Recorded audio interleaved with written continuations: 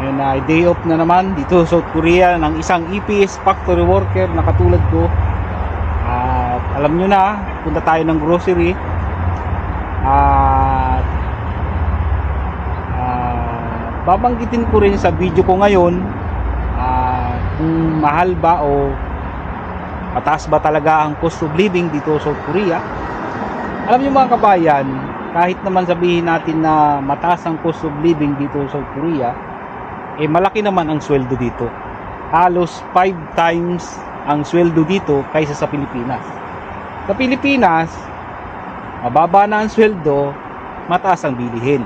Pero dito sa South Korea, malaki ang sweldo, halos hindi naman nagkakalayo yung presyo ng mga bilihin dito. May pagkakaiba pero hindi naman ganun kalaki masyado talaga. At pupunta tayo ngayon ng grocery. Ipapakita ko sa inyo yung mga ibang bibilhin ko at kayo ang magdidesisyon. Lalagyan ko ng presyo, Korean won tapos peso.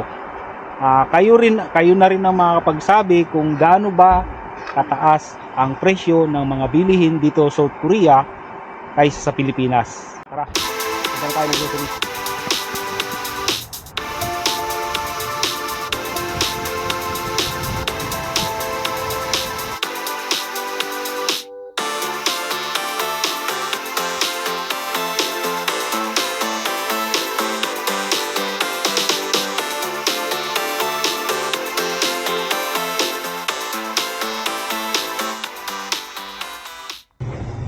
Dito na tayo mga kabayan sa grocery.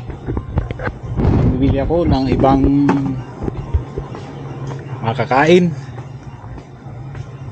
Unahin muna natin yung yung makuli.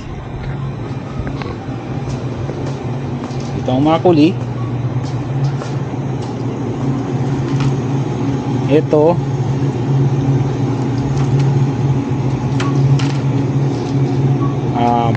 cheap yung makuli. Ang fresh ang niya ay 1,700 milligram. Ang presyo niya ay 3,300 won. O di ba? Parang mura lang siya, di ba?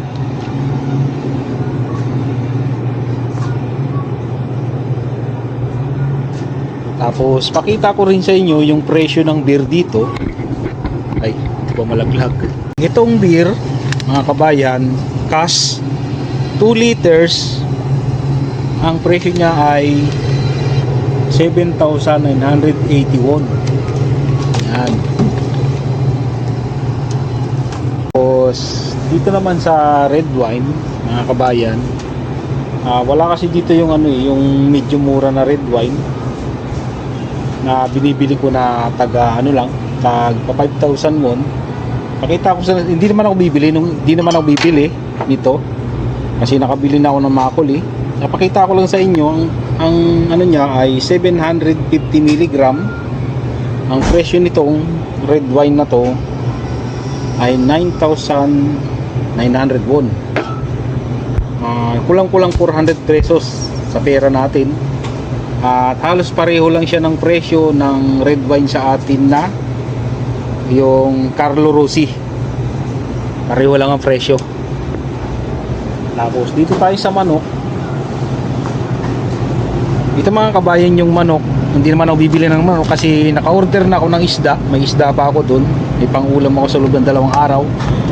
Sabado, Linggo. Ito mga kabayan, na to? Hindi siya buo. Chop-chop na. 900 grams. Ang presyo niya ay 9,880 won. 9,800 won. Sa 400 pesos din sa pera natin, kulang-kulang 400 pesos. 900 grams. Meron naman ditong buo. Ang buo dito, ilang ba to? Ilang grams ba to? Ano yan? 830 grams. Isang buong manok, 830 grams. Mas maliit ito kaysa dun sa isa. Ayan, ang presyo niya ay 8,600 won. Nasa 350 pesos sa pera natin.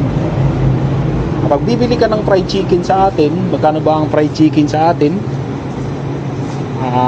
Mas mababa, di ba? Pero yung mga 100 lang ang diferensya ng presyo. At dito naman tayo sa spam. Tingnan natin yung spam mga kabayan. Ito yung pinakamurang spam dito. Ayan o, naka-sale pa siya. Ayan, 340 grams. Ang presyo niya ay 1,981. Wala pang 200, wala pang 200 pesos. 340 grams spam. Tingnan natin mga kabayan yung itlog.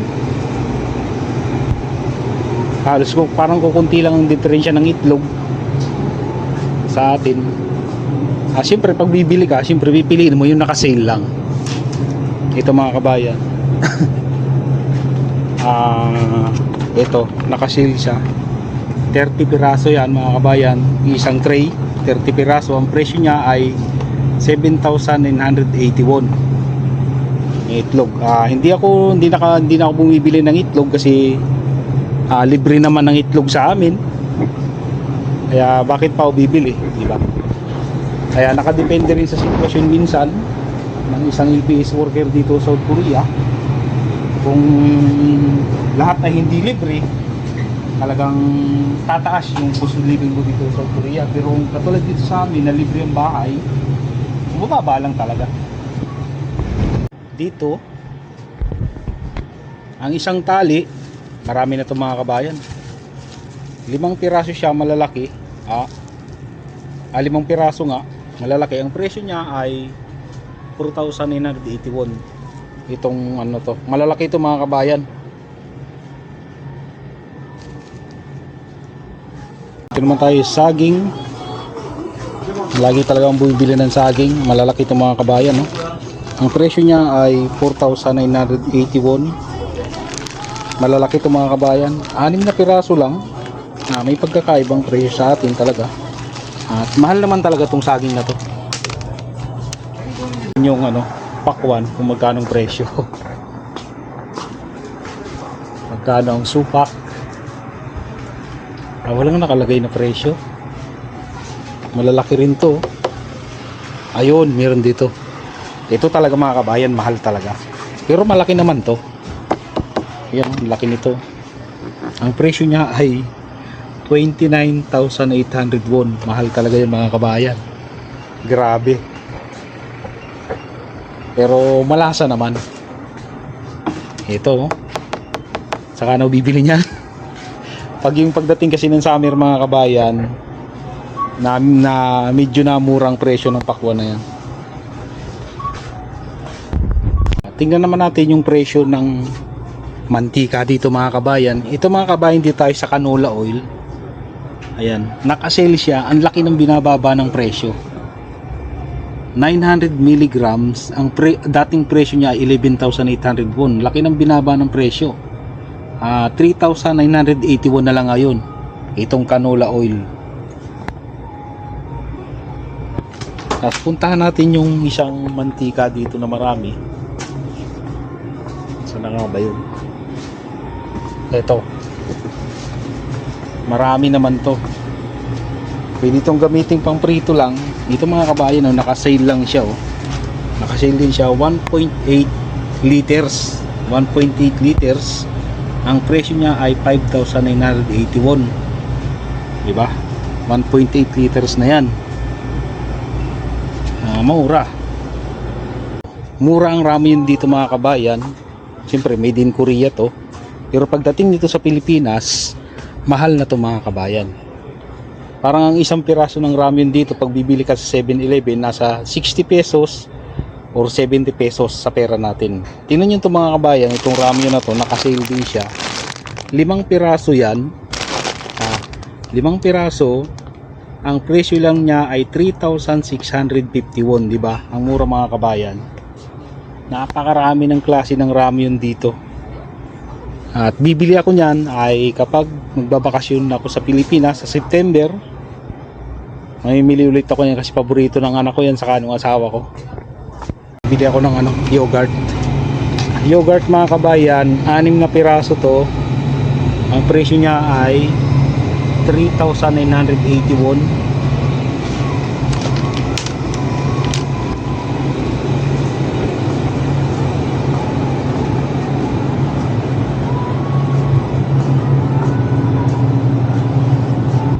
Tapos bibili ako ng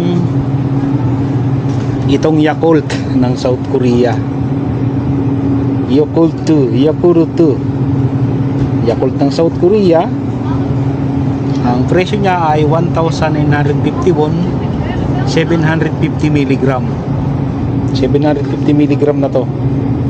1,980 won. Kulang-kulang 80 pesos sa pera natin.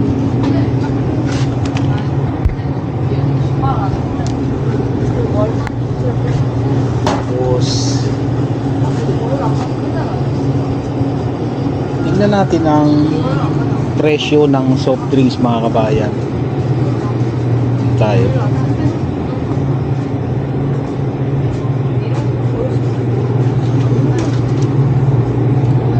Itong cola, ito Coca-Cola, ayan, 500 mg, ang presyo niya ay 2,350 won.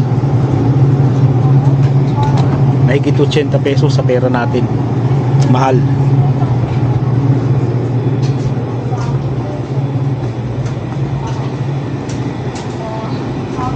Tapos kung bibili ka naman ng pizza,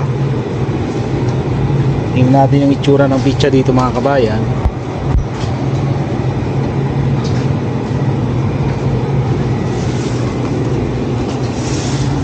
Ito,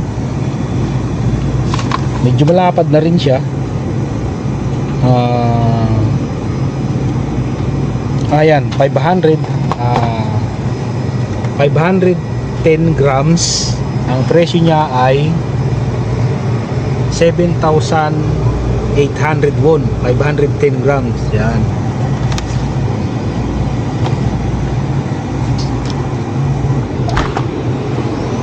Tapos dito naman tayo sa gatas. Ito gatas. 2.3 liters. 2.3 liters, laging naka-sale. Ang presyo niya ay 5,980 won. 2.3 liters. Pringles. Tingnan natin, hindi naman ako bibili. Yung iba kasi pinapakita ko lang sa inyo para malaman niyo kung ano ba talaga kalaki ang diferensya ng mga bilihin dito sa Korea kaysa sa Pilipinas. Ito, 110 grams Pringles. Ang presyo niya ay 2,350 won. Yan. Halos pareho lang ng presyo natin sa Pilipinas. May mahal, may mura na hotdog dito. Pero kapag bumibili ako ng hotdog katulad nito, ayan, 1 kilo yung mga kabayan, 1 kilong hotdog, ang presyo niya ay 8,500 won. Ito, parang pinakamura na siya na presyo ng hotdog dito sa South Korea ito.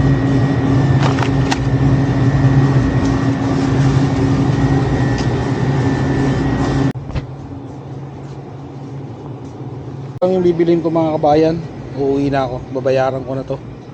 Tapos pupunta ako dun sa paborito kong bilihan ng tinapay. Malapit na tayo, mga kabayan, dun sa bilihan ko ng tinapay.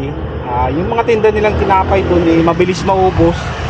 Ewan ko lang kung may madadatnan pa tayo ngayon, kasi mag-alas 7 na ng gabi. Tingnan natin kung may mabili pa tayo. Buti na lang mayroon pang natira. Mga alas 9, ubos na ang tinda nilang tinapay dyan.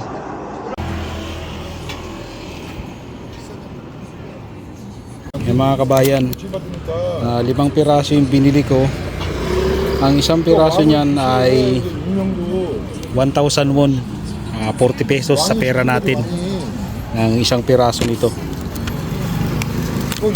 medyo malaki naman siya. Ang isang piraso niyan.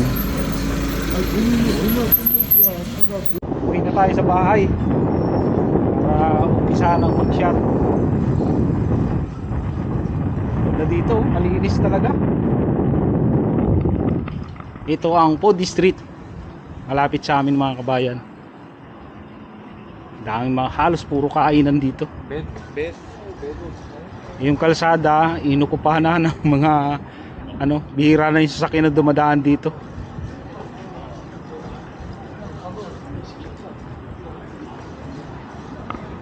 Ganda oh. Yan, Biyernes ng gabi ngayon, daming tao ngayon kumakain.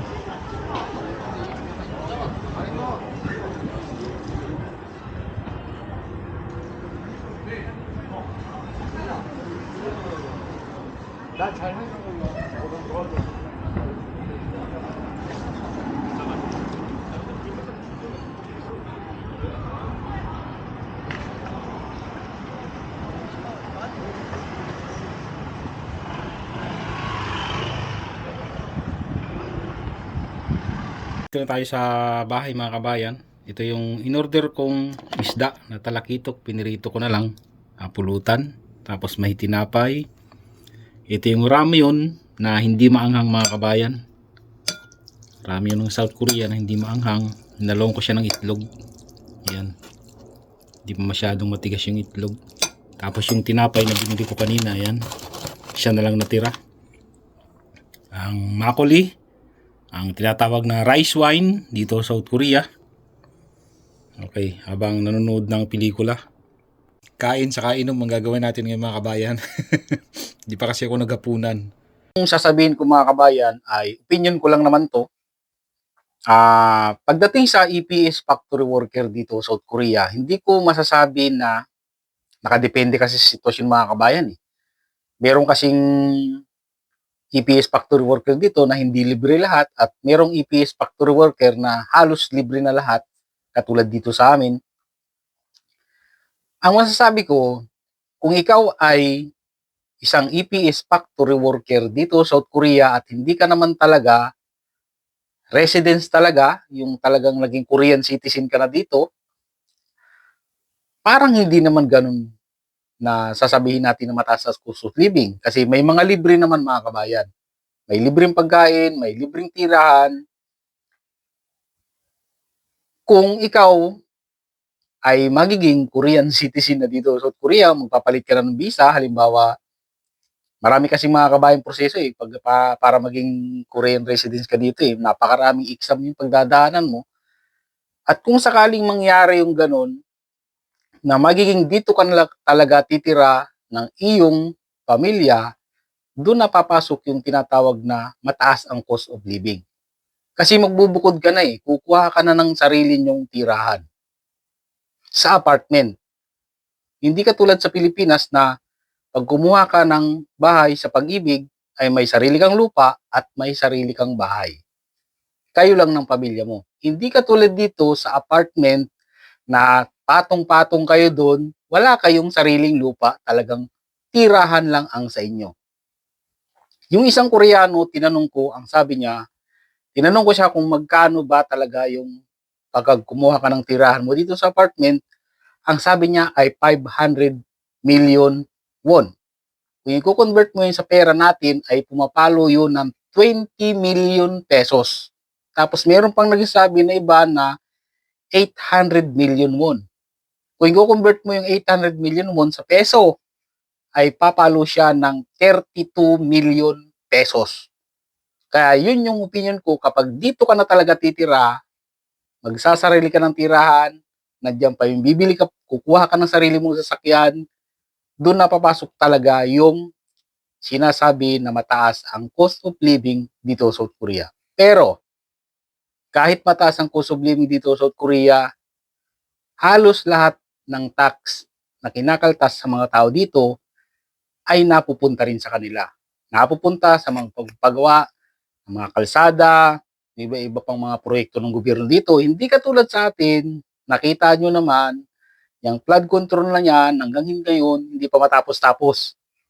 Napunta sa mga buhaya, mga magnanakaw sa gobyerno natin.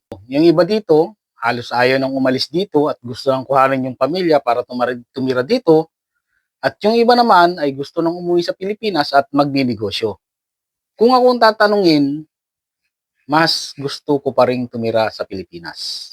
Kahit sabihin natin na maganda yung pamamalakad ng gobyerno dito para sa kanilang mga tao, para sa akin lang mga kabayan, ay gusto ko pa rin tumira sa Pilipinas. Araw ay pupunta naman ako ng clinic kasi every month ay pupunta ako ng clinic para sa maintenance ko na gamot.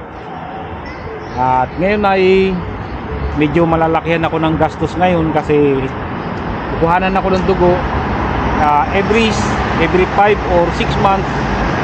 Ay chinecheck ng doktor yung dugo ko at medyo mapalaki yung gastos ko ngayon. Gusto mga nandito sa South Korea, kung kayo may nararamdaman, mas maganda magpa-check up kayo sa doktor. Para ano kasi naman meron naman kasi ditong health insurance at malaki naman talaga yung nababawas kapag kayo ay magpapa-check up.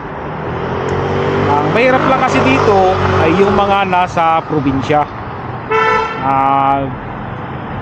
Yung iba kalimitan malayo sa mga sakayan, sa mga probinsya, malayo sa mga clinic, kaya medyo mahirap makapunta ng clinic. Pag yung katulad sa isang kakilala ko na may oras lang ang biyahe ng bus na dumadaan dun sa kanila, hindi katulad dito sa amin na ilang lakad lang, saglit na bike lang, makakapunta ka na ng clinic.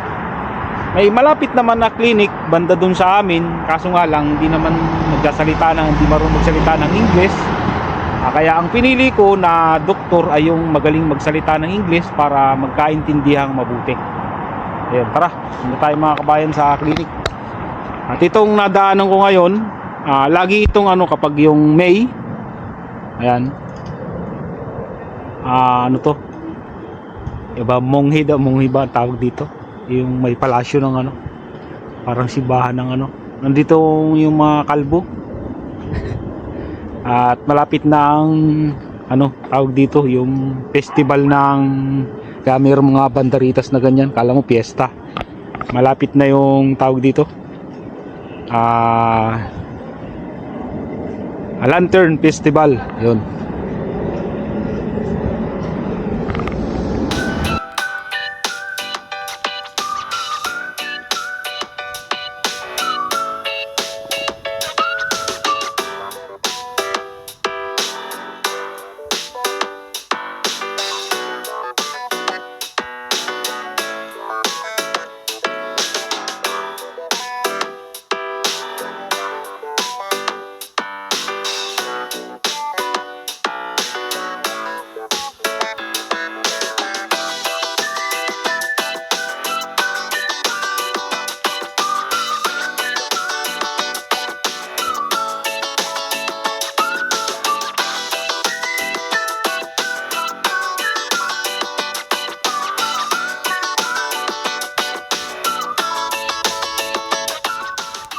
Dito tayo mga kabayan sa lugar kung saan ako magpapacheck up. At hindi ako nag-almusal kasi dito sa South Korea kapag kukuhanan ka ng dugo, hindi mo kailangan kumain pero pwede kang uminom kahit konting tubig. Parang ganun lang din sa Pilipinas, may fasting, 10 hours fasting. Dito na tayo sa clinic.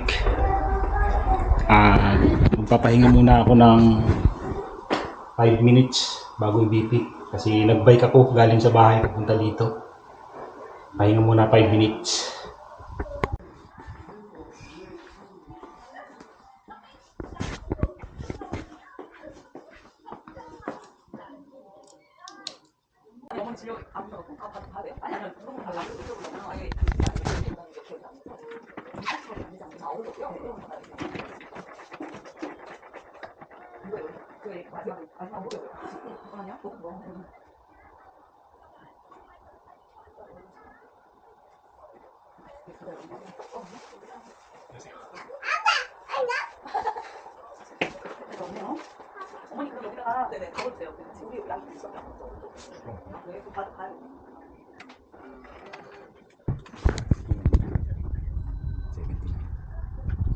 Yung binayaran ko kasama na yung check up dyan.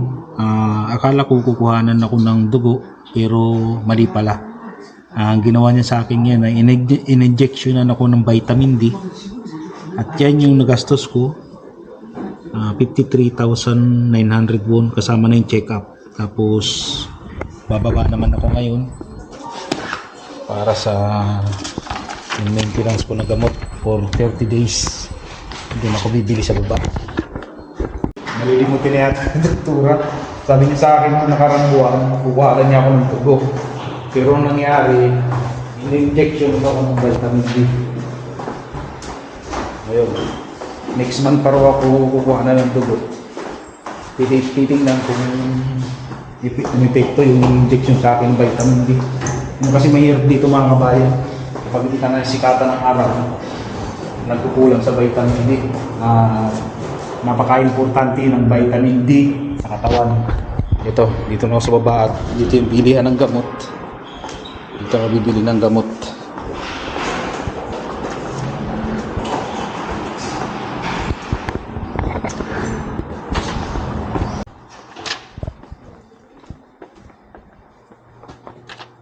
안녕하세요.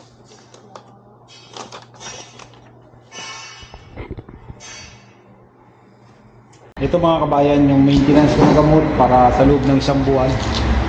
At ang binayad ko sa gamot na to sa loob ng isang buwan ay 13,800 won.